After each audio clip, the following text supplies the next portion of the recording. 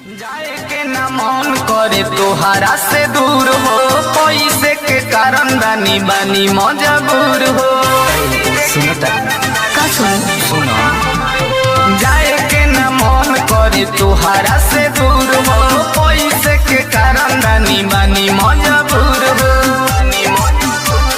नहीं जे कमाईब तो कहाँ से खियाईब, करब याद तोहे हरदम। हेले जागो कदी चंदन ए राजा जाता रा तू तो लंदन। हेले जागो कदी चंदन ए पिया जाता रा तू तो लंदन। चल जाइबा बाहरा तो कटी कैसे रतिया, याद आई कोई तोहर मीठी मीठी बतिया।